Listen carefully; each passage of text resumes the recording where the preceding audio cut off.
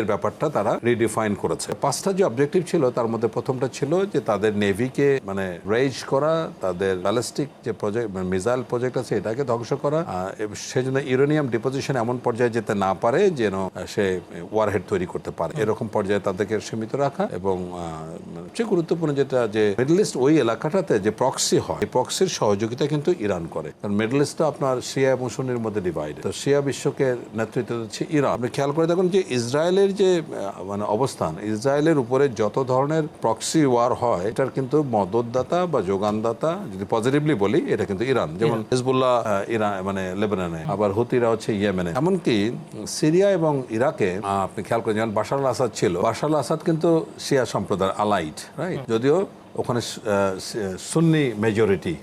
আবার ইরাকেও মানে দেয়ার lot of সিয়া। এই পুরো বেল্টের মধ্যে যত ধরনের প্রক্সি হয় সবকিছু কিন্তু স্পন্সর করে ইরান। তো এই জন্যই চাচ্ছিল যে তার এই যে প্রক্সি ক্যাপাসিটি, সাপোর্টের যে ক্যাপাসিটি এখানে যেন ডিমিনিশ করতে পারে। ফাইনালি ডোনাল্ড ট্রাম্প যেটা বলছিলেন যে 5টা অবজেক্টিভের মধ্যে সবচেয়ে সিরিয়াস যেটা, যে ইরানকে একটা শিক্ষা দেওয়া যাতে পৃথিবীর আর কোনো দেশ অথরিটিকে চ্যালেঞ্জ করতে, মিলিটারি অথরিটিকে চ্যালেঞ্জ করতে না পারে। ওনার তো this is call madman policy. US যেটা মানে ডোনাল্ড ট্রাম্প যেটা আরোপ করেছে, ম্যাডম্যান পলিসির জনক হচ্ছে গিয়ে আপনার রিচার্ড নিক্সনের আপনার যে ওয়াটারগেট স্ক্যান্ডাল থেকে শুরু করে ওনার ম্যাডম্যান পলিসির একটা বড় বৈশিষ্ট্য হচ্ছে যখন ফরেন পলিসি কারো বিরুদ্ধে অ্যাগ্রেসিভ হবে এটা খুব ব্রুটাল হবে, যেটা এখন হচ্ছে, রাইট। তো এর মধ্যে দেখা গেল যে আজকে খোদ ইউএসএ তে যে আলোচনাটা হচ্ছে, ডেমোক্র্যাটরা তো বটেই, ইভেন হাফ অফ দ্য রিপাবলিকানস কিন্তু ইউএস প্রেসিডেন্টের বিরুদ্ধে চলে গেছে। আজকে কিন্তু তাদের ক্লোজ ডোর একটা ভোটিং হচ্ছে, রাইট।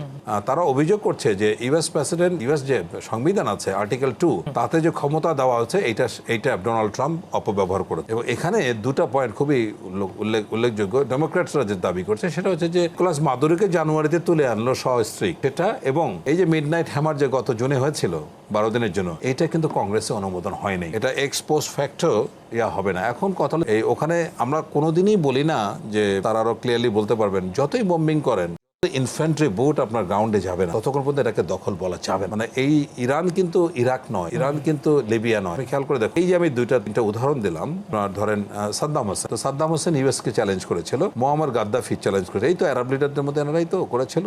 খুব সহজে যেভাবে বাগদাদে গিয়ে বাগদাদ দখল করা সম্ভব হলো ইউএস ট্রুপসকে দিয়ে, এবং সাদ্দাম হোসেনকে হত্যা করা হলো, সাদ্দাম হোসেনকে হত্যা করা, ফাঁসি দেওয়া হলো, তার মানে পুরা ইরাক শান্ত হয়ে গেল, সেখানে দ্বিতীয় কোনো লোক না যে এটাকে ক্যারি ফরওয়ার্ড করবে। একইভাবে লিবিয়াতে তাই, গাদ্দাফিকে যখন হত্যা করা হলো তারপরে লিবিয়াতে আর ইউএস বিরোধী কোনো এলিমেন্ট থাকলো না। কিন্তু ইরানের ব্যাপার তো ডিফারেন্ট, এটা তো সিস্টেম। এই যে আলী খমেনি 79-এ যেটা এস্টাবলিশ করেছেন, এত শক্তিশালী একটা ব্যবস্থা যেটার শেকড়ে পৌঁছানোর সামর্থ্য ইউএস এর নাই। মানে একইভাবে বলছি, যদি এখন ডোনাল্ড ট্রাম্প মনে করে যে বাগদাদের মতো, ত্রিপুলির মতো মানে ইনফ্যান্ট্রি ট্রুপস পাঠিয়ে তেহরান দখল করবে, তাহলে বোকার স্বর্গে বাস করবে। কারণ কি, ইরান পৃথিবীতে সবচেয়ে ন্যাচারালি প্রোটেক্টেড যে 2-3টা দেশ, তার মধ্যে ইরান হচ্ছে। 6000 বছরের ইতিহাসে শক্তি ওখানে গিয়ে টিকতে পারেনি। সুতরাং আপনি 2003-এ যে ইরাক ওয়ার 2 ছিল, এখানে আপনি চিন্তা করেন তাদের লজিস্টিক্স, এই যে ডেজার্ট